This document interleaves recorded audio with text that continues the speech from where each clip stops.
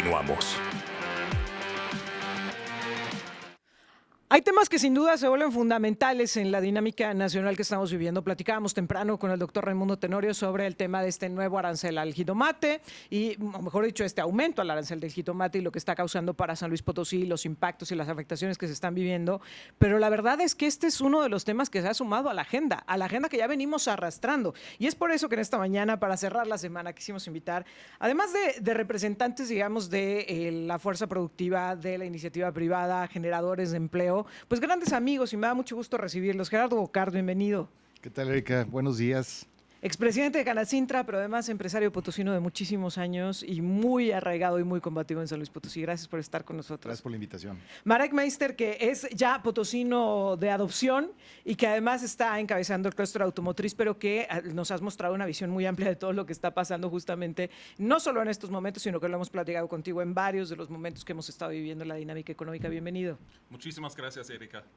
Rodrigo Sánchez Espinosa, director de Industriales Potosinos, también una de las grandes voces que hoy se levantan en el señalamiento de lo que hace falta trabajar en San Luis Potosí a nivel nacional. Bienvenido. Muchas gracias, Erika. Un saludo a todo tu auditorio. Oigan, y quiero comenzar hablando con ustedes de uno de los temas que me parece fundamental. Es saber, Marek, en alguna ocasión lo platiqué contigo. ¿Qué está pesando hoy en día de manera más fuerte? En sí, los aranceles y estos vaivenes de las políticas y de la relación con Estados Unidos, este nerviosismo de la renegociación anticipada del Tratado de Libre Comercio con América del Norte, o la incertidumbre que se está generando, no solo por lo que pasa en el entorno global, sino también por las decisiones que se toman y no se toman en México. Son dos temas muy importantes y es difícil darle un peso a cada uno. Por un lado, si regresamos al pasado, el TEMEC nos dio certidumbre legal, certidumbre de aranceles, certidumbres de inversiones. Hoy en día, de esta certidumbre no existe, porque los aranceles se están cambiando a manera eventualmente diaria. Sí, Literalmente yo tengo que revisar mi account en Social Truth continuamente para saber si hay nuevos aranceles. ¿Qué implica esto? Una empresa busca estabilidad jurídica, estabilidad laboral y obviamente estabilidad de aranceles. Y esta estabilidad no está dada. Entonces, ¿qué causa? La industria automotriz, cual represento aquí, está frenado en las inversiones porque no sabe cómo van a estar las relaciones en 6 meses, en 1 año o 4 años. Entonces, en primer lugar, veo una afectación muy grave a las inversiones, a la seguridad de la planeación. Y en segundo lugar, obviamente, tenemos ya afectaciones en la producción. Porque incertidumbre no solamente afecta a la industria, sino también a los consumidores. Este es un aspecto además muy importante porque no puedes pausar una dinámica económica. Tú decías, las inversiones están hoy pues pausadas porque no hay certidumbre, pero es que en realidad no es una pausa, es una pérdida. Porque es algo que no se está dando, que no se está generando y con lo que tal vez, incluso por ejemplo en el estado de San Luis Potosí las teníamos anunciadas, no ya contábamos con ellas y resulta que no se están dando por este entorno. Sí, y no es reversible. Claro. Si una vez se toma la decisión de no invertir en San Luis Potosí, sino en otro lugar, esta inversión está perdida. Gerardo Bocard, ¿qué nos está pesando más? ¿El tema de los aranceles o el tema de la incertidumbre? Definitivamente la incertidumbre, Erika. La planeación, por ejemplo, en el sector automotriz de un nuevo carro, un nuevo modelo, el refresh de un vehículo existente, asigna contratos de producción de 5 años y tienes que tomar la decisión 2 años antes, o sea, son periodos de 7 años. Entonces, si hoy están pensando en el refresh del modelo 2028 y no saben si van a producir en México, no saben si lo van a hacer en Vietnam, no saben si lo van a hacer cerquita de la frontera o no saben si lo van a hacer en Estados Unidos por el tema de los aranceles, pues está en hold la inversión. Y esto que representa que está perdiendo la oportunidad, como decía ahorita, la oportunidad del año, la oportunidad de los próximos 7 años. Entonces sí es un tema donde la incertidumbre es lo que está deteniendo la producción o las nuevas inversiones o ampliaciones de existentes. Y aquellas empresas que están trabajando no saben si les van a renovar el contrato en 2, 3 años que viene la renovación, el refresh, y están aquí esperando, simplemente esperando. No puedes tener una planeación porque ni en México te la están dando la certidumbre y menos en Estados Unidos, que es nuestro principal consumidor. Pero a ver, es que este tema de las pausas a mí me preocupa muchísimo, porque a final de cuentas pausados no están pagando los trabajadores, están pagando los impuestos, están pagando, es decir, se están asumiendo ciertos costos en la espera de qué va a suceder, de qué es lo que va a pasar. Sí, nos referimos a las nuevas inversiones. O sea, estamos trabajando nosotros a la marcha normal, con a lo mejor se detiene un poco las ventas, mira, el mercado americano absorbe todo, absorbe los aranceles que llevan 3 o 4 meses operando, y no has visto que se haya caído las ventas un 15%, siguen al mismo ritmo de ventas.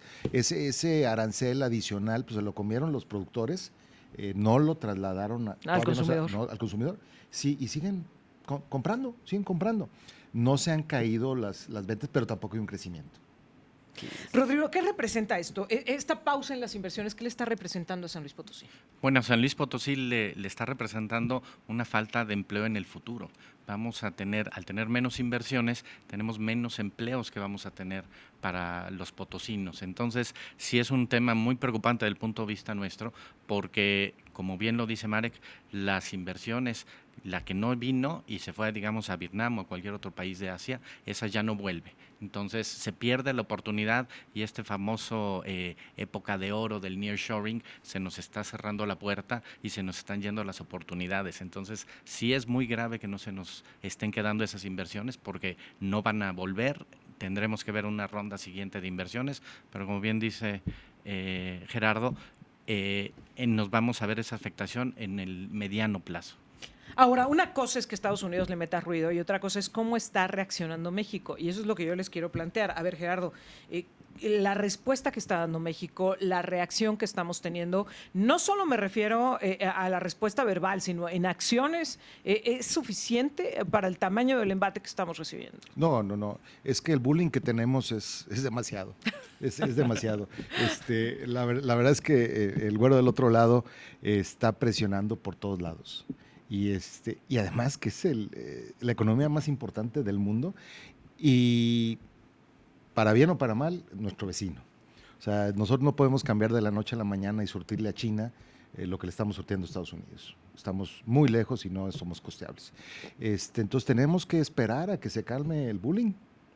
Y México no tiene las armas para actuar, no tenemos un mercado hacia el sur donde podamos sustituir, decir, oye, vamos a venderle a Guatemala el tomate. Pues el primer camión de San Luis ya consumió todo el mercado de Guatemala, ¿verdad? O sea, sí. La producción, San Luis es el segundo productor de tomate, pues no tenemos dónde colocarlo. O sea, tiene que ir a Estados Unidos, y Estados Unidos lo demanda. Y además Estados Unidos tiene el 20% de la población es hispanoparlante, por no decir mexicana, ¿verdad? Sí. Pero tenemos raíces ahí cruzadas, nada más que la palanca de nosotros es muy, muy, muy pequeña. ¿Esto de enviar el jitomate a China es viable? Hace rato le preguntábamos al doctor Raimundo Tenorio y nos decía, pues financieramente habrá que ver, pero operativamente me parece lo más complejo. ¿Sería viable esto de voltear al mercado chino y decirles, vamos a mandar nuestros jitomates? Mira, yo creo que más bien el mercado americano podría vivir sin el jitomate mexicano. Es la otra pregunta. O sea, por algo está ese mercado. Entonces el arancel esté o no esté, no va a evitar que se consuma. No es un producto que digas, oye, son muñecas hechas a mano que pueden estar el día de hoy en un escaparate y el día de mañana no. No, es un producto de consumo diario. Claro. Entonces difícilmente lo van a sustituir, y para nosotros difícilmente vamos a crear un mercado a 12,000 kilómetros de distancia con un perecedero como es el jitomate. Marek, la respuesta de México. Y no me refiero solo al gobierno federal, también los gobiernos estatales, los gobiernos municipales. ¿Está amortiguando, está siendo lo suficientemente efectiva como para amortiguar los golpes? Ahí coincido mucho con Gerardo, que la posibilidad de reaccionar de una manera como, por ejemplo, está reaccionando la Unión Europea, que puede decir con firmeza, tú me pones aranceles, yo te pongo aranceles y ambos perdemos. Esta suposición México no está. En la industria automotriz, voy a redondear, el 80% va a la exportación, y de ahí la gran mayoría va a Estados Unidos. Entonces es el mercado. Pero tal cual, ¿dónde hay más dependencia? ¿De México a Estados Unidos o viceversa? Porque tampoco hay otras fuentes donde pueden sourcear estas autopartes o estos autos en Estados Unidos. Y eso es lo importante de entender, que una relación comercial es de beneficio mutuo de los dos. Y actualmente, la manera como Estados Unidos está imponiendo, o como dice Gerardo, haciendo un bullying, parece que solamente México depende de Estados Unidos, pero es mutuo. Y yo creo que el gobierno mexicano debe encontrar la respuesta correcta hacia Estados Unidos. Y yo creo que sí hay mucha posibilidad de llegar a un acuerdo, a una negociación más completa que realmente cumple todos los requerimientos que quiere Estados Unidos, porque mucho de lo que requieren creo que también es un beneficio para México en general. Esta respuesta del gobierno mexicano pero en algún momento Donald Trump se va a dar cuenta de que le cuesta más a sus ciudadanos este tema de los aranceles que a México, pues puede ser una buena apuesta. No. Ya sabiendo los aranceles no solamente son un método para negociar, sino lo que yo veo, los aranceles llegaron para quedarse. Es una parte de su política fiscal a medio largo plazo. Entonces los aranceles se van a quedar de una u otra manera. La pregunta es cuántos aranceles y cuántas facilidades va a haber. Es mucho más allá que una simple herramienta de negociación. Rodrigo, ¿es tema del porcentaje de los aranceles o es el hecho de que ya se están imponiendo? Por ejemplo, lo planteábamos con el tema de las remesas y los economistas nos decían, no es si es el 5, el 10, el 15, el 25, el asunto es que ya se está generando un gravamen, que se está poniendo pues un antecedente de que en cualquier momento se modifica de la forma que a Estados Unidos se le antoje y no de la que necesita México. ¿Son los aranceles en sí la cantidad o es el hecho de que se estén dando estas dinámicas? Mira, yo creo que el problema ahorita es la dinámica que no sabemos, como bien decía Marika al principio, no sé cuál es el que me toca hoy. Tenemos que entender que lo que necesitamos es una estabilidad en el número, y una vez teniendo una estabilidad en el número del arancel, ya se pueden generar inversiones, ya se pueden generar producciones, ya se puede ver de dónde vamos a traer la materia prima para poder cumplir con el grado de integración nacional o de integración regional que se requiera, pero me parece que México sí tiene que hacer una labor, voy a decir, tras bambalinas, como lo están haciendo, en el cual pueden llegar y platicar sin los medios, sin todo el tema mediático, sin el bullying que menciona Gerardo, porque ahí es donde están realmente, me parece, arrastrando el lápiz y revisando los datos con un poco más de frialdad. Ponerse ahora sí que al brinco a pelear con Trump va a ser una cosa que no vamos a ganar, es inútil eso. Entonces me parece que mantener las cosas tranquilas por parte del gobierno federal directamente, de no enfrentarse, está bien porque no ganamos nada, y más bien sí meter mucho trabajo, mucha técnica, todos los expertos en la parte de abajo donde realmente se está negociando, para que tengamos los aranceles más razonables. Tengo que hacer una pausa, pero al regresar quiero que platiquemos justo de eso, de cómo está reaccionando México y se está dando las certezas necesarias o al contrario, le estamos metiendo más ruido al avispero con esto de las modificaciones, sobre todo en el sector de patronal, ¿no? De la carga, del costo patronal que vienen arrastrando las empresas en México. Si me lo permiten, vamos al corte, regresamos de inmediato para seguir con más. Estamos de regreso y estamos platicando con Gerardo Bocart, con Marek Meister, con Rodrigo Sánchez. Gracias por estar con nosotros. Y yo les dejaba sobre la mesa antes de la pausa. A ver, ya me dijeron, el escenario sí es muy complejo, sí es de mucha incertidumbre. ¿Y qué está haciendo el gobierno mexicano al respecto? Quisiéramos pensar que se estaría trabajando en dar certidumbre a los inversionistas, pero a ver, ¿qué es lo que hemos vivido recientemente? Una reforma al Poder Judicial, pero además cambios en la dinámica productiva, laboral, digamos, patronal, que tiene que ver con el aumento del salario mínimo, pero también el aumento del periodo vacacional, el tema de políticas como la ley Silla, que yo ahí cuestionaría mucho qué tanto tenía que ser a través de una ley, pero bueno, ahí se dio. El tema de la reducción de las jornadas laborales y algunos otros asuntos que están, por cierto, todavía en la bolsa, pero que hasta el momento pues están ahí todavía guardados. ¿Qué tanto se está ayudando pues a quien está invirtiendo en nuestro país o qué tanto pareciera que se está haciendo todo lo contrario para cargarles un mayor peso, incrementando, decía el INEGI, el costo patronal, Rodrigo? Pues en el escenario que estamos viendo actualmente, en el que estamos siendo menos competitivos por la situación internacional, los aranceles, competencia, digamos, de China y demás, no parece que sea adecuado meterle más carga a los patrones, independientemente de algunas cosas que puedan ser correctas o no, pero meterle más costo en este momento a la producción mexicana, que estamos teniendo problemas de competitividad hacia el exterior, nuestras exportaciones y el consumo interno, no parece que sea el momento adecuado para andar después de subir los salarios mínimos, lo que mencionas, las vacaciones, todo lo que dices, aumentar las cuotas ahí patronales para las afores y demás, me parece que estamos viviendo golpes externos y un golpe interno también de esa manera.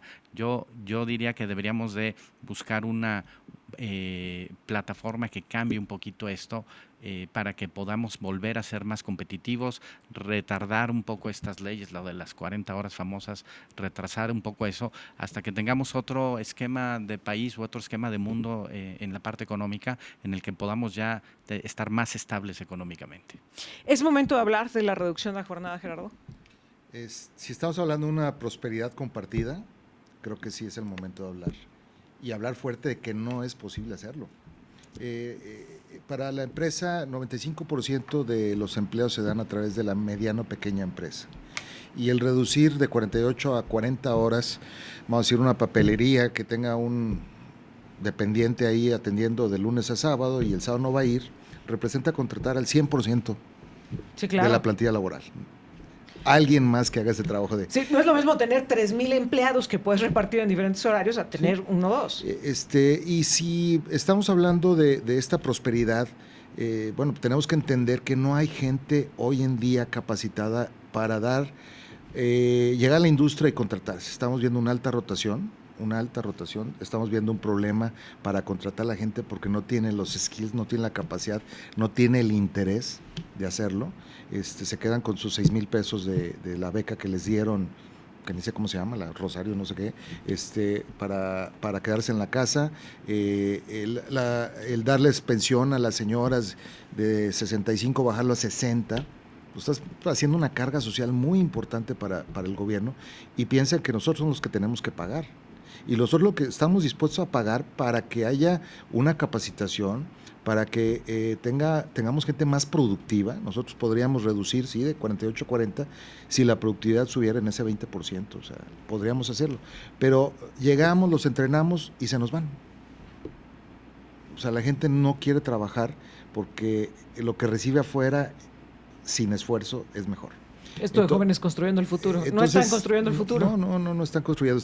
Estamos viendo hogares donde están recibiendo 40, 45 mil pesos de la nada. Y estamos viendo otros hogares donde los dos salen temprano a trabajar, llegan tarde, la pareja, y están recibiendo la misma cantidad después de haber pasado todo el día laboral. Entonces dices, pues como que no es justo esto y ese dinero lo estamos aportando, ¿quién? Los impuestos de los que sí estamos generando. Este es un punto fundamental. A ver, no es dinero del gobierno, porque suena muy popular e incluso populista decir les vamos a dar apoyos sociales a todo el mundo. Sí, pero ¿de dónde está saliendo ese dinero? Está saliendo de quienes sí están trabajando, de quienes están pagando los impuestos. Sí, definitivamente es algo que se vende muy bien. La verdad es que yo quisiera llegar a los 65 y ya me den mi pensión, y tener un dinerito ahí que de la nada, qué padre, además del seguro social, de la pensión que voy a tener, pero pues nada más por ser adulto mayor ya voy a tener derecho a un dinero que alguien lo tiene que poner. Entonces no son los momentos. Yo preguntaste, oye, 40 horas, pues si viene un europeo o un francés que trabajan allá 35 horas, no se le ve descabellado 40.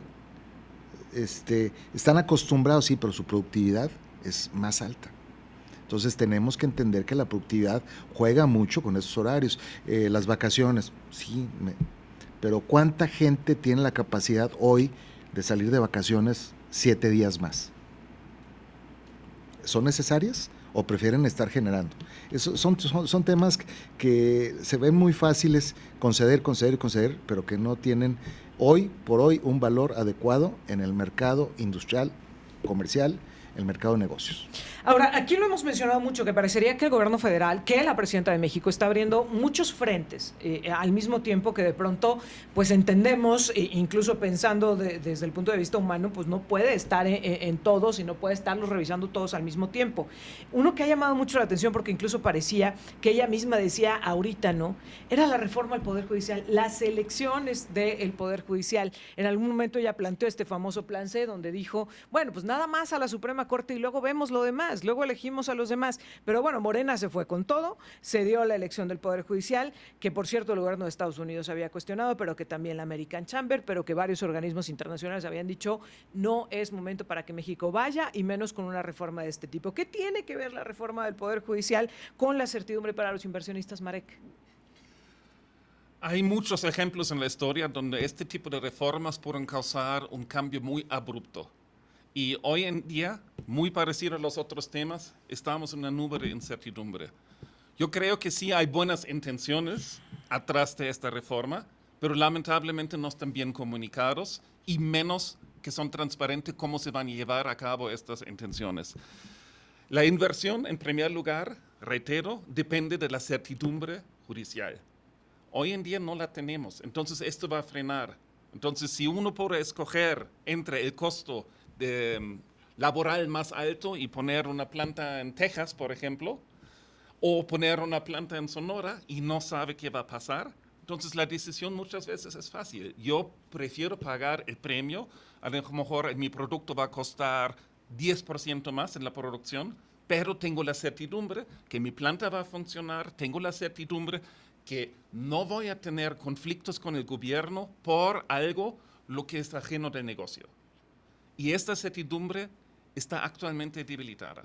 Y esto sí es muy, muy preocupante para nosotros.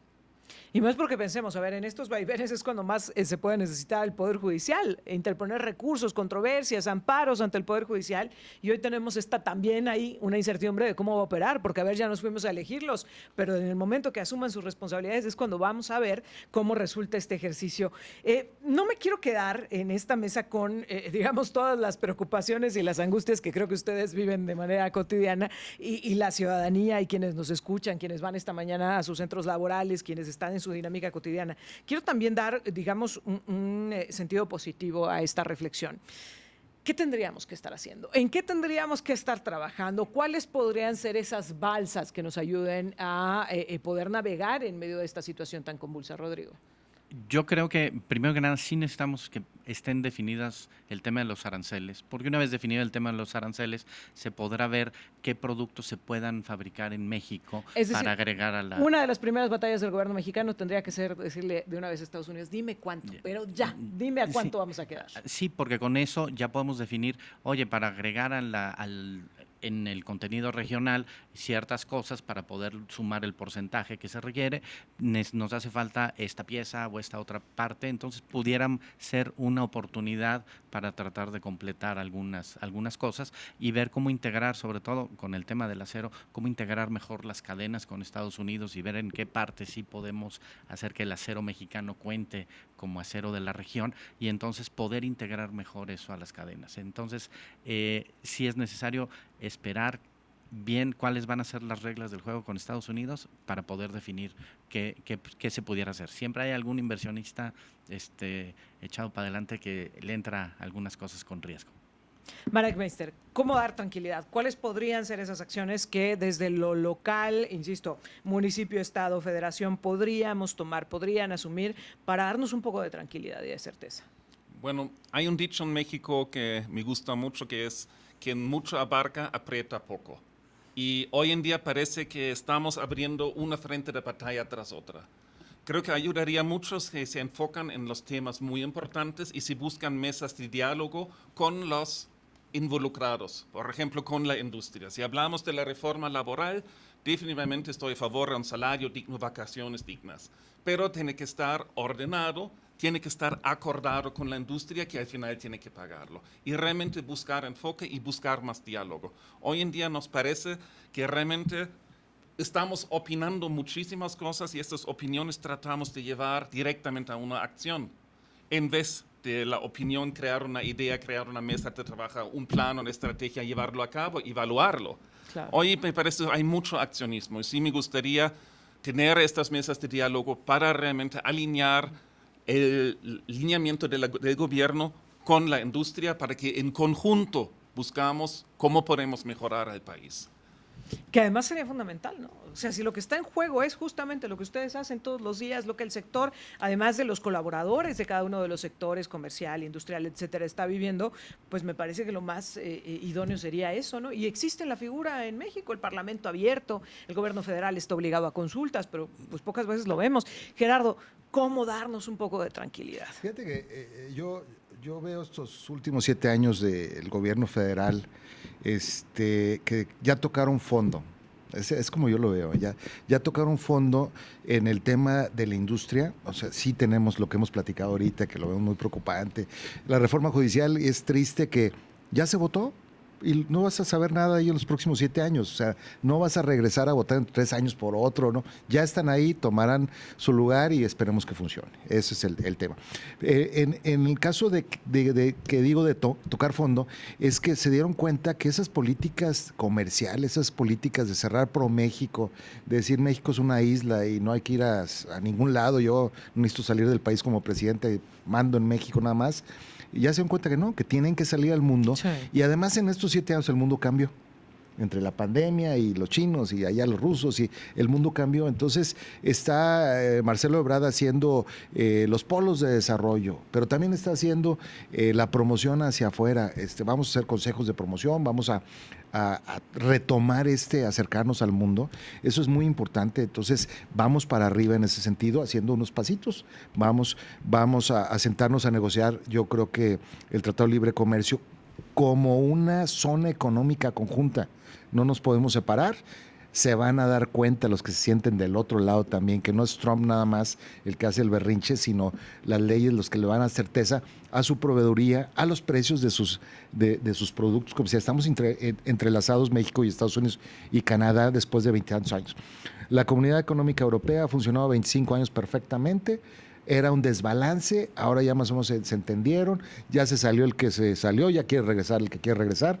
Es lo mismo aquí con México. Digo, es un bullying grandote el que tenemos dado, pero yo sí lo siento que en el mediano plazo México tiene muchas posibilidades de mejorar un par de niveles como un país, como una nación más próspera, porque sí hay la voluntad, sí hay el mercado, sí tenemos conocimientos como para fabricar lo que quieras. Eso es el mexicano tiene la capacidad, cuando tienes ingenio, tienes esa disposición. Entonces, en el mediano plazo lo vemos bien. En el corto plazo, lo que dijeron, estamos abarcando demasiados problemas y queremos cargar con todos y queremos tener la solución nosotros mismos cuando no está en nosotros. Ve por lo menos un cambio de discurso, porque a ver, el sexenio pasado se cansó todas las mañaneras decimos aquí en México popularmente, cantarles el tiro a la iniciativa privada, ¿no? De declararlos enemigos, de decir que hacían todo mal, que eran unos abusivos. ¿Ven un cambio por lo menos en el discurso de la presidenta? Sí, definitivamente, a través de Marcelo Ebrard sí se está dando esa cercanía, con Altagracia acercándose a los empresarios medianos, no solo los grandes, porque a veces piensan que por tener 70,000 empleos toma la decisión de la esquina, ¿verdad?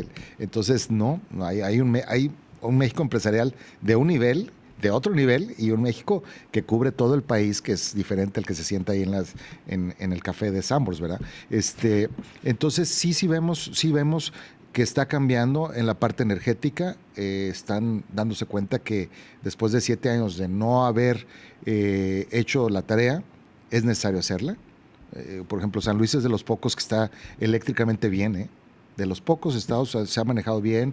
La superintendencia de San Luis nos tiene bien, no hay cortes. Tú oyes de Mérida que estuvieron 8 horas en pleno calor sin energía, oyes en otros lados, o platicas con los que saben de la red de energía y dicen, oye, San Luis está bien. La termoeléctrica, si bien no tenemos las subestaciones para chupar esa energía, pues es una inversión que tardó 3 años y que ya se hizo, y esos proyectos ya los están haciendo, ya están viendo cómo invitar a los privados también para que vuelvan a participar. Como Iberdrola se nos fue, bueno, pues oye, regresa. No, y que el sexenio pasado era iniciativa privada en energía, por supuesto que no. Y en la última visita a la presidenta aquí en San Luis Potosí dijo, por supuesto que sí. Sí, entonces estamos viendo eso. Entonces, por lo menos está ahí en stand-by de ese pleito que traía con los empresarios. Creo que sí ha cambiado. Rodrigo. Yo coincido que sí ha cambiado el discurso ahora con este nuevo Plan México. Me parece que se nota ese cambio en el discurso. Me parece que hay mucho trabajo que hacer atrás de él y hay algunas propuestas que tendremos que llevar. Como bien menciona Gerardo, ir a alzar la voz el resto de los empresarios, no nada más las muy grandes empresas que tienen necesidades distintas al resto del país. Entonces, me parece que sí hay un cambio importante, un cambio, digamos, ahora sí que de señal completo por parte del gobierno. Falta bastante en ese Plan México, pero es una buena señal. Marek, ¿con qué te quedas de esta charla? Que hay mucho que hacer y veo que finalmente, aunque representamos industrias diferentes, tenemos problemas en común. Y reitero, realmente hay que enfocarse en los problemas grandes y aunque el discurso ha cambiado definitivamente, las acciones no.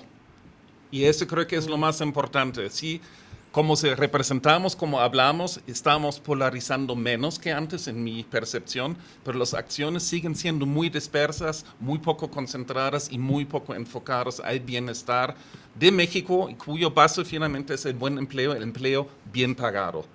Y actualmente no veo esta dirección en acciones. Oigan, pues tenemos mucho que platicar. Yo les agradezco mucho que hayan estado con nosotros, pero nos quedamos pendientes, por supuesto, con esto del Plan México y las directrices que están marcando o las que hemos alcanzado a conocer, las que nos han compartido y cómo podrían estar impactando en San Luis Potosí. Nos están preguntando y tienen toda la razón qué está pasando con el gobierno estatal y qué tanto se está involucrando realmente en el impulso y en el apoyo a quienes ya han invertido, no nada más en presumir las nuevas inversiones y que si estamos gestionando, sino a ver a los que ya están instalados en San Luis Potosí y, por supuesto, el tema energético. Así que tenemos que volver a platicar muy pronto. Les agradezco mucho que hayan estado con nosotros. Gerardo Bocart, muchas gracias. Muchas gracias, Erika. Saludos a tu auditorio y bonito día. Marek Meister, muchas gracias. Igualmente, muchas gracias y que tengan un fin de semana bien productivo. Gracias, Rodrigo Sánchez, muchas gracias. Muchas gracias, un saludo a tu auditorio y que tengan buen día. Muchas gracias por estar con nosotros. Creo que gran parte de la solución se construye con el diálogo y precisamente esa es la intención de esta mesa. Yo les agradezco mucho que hayan estado con nosotros.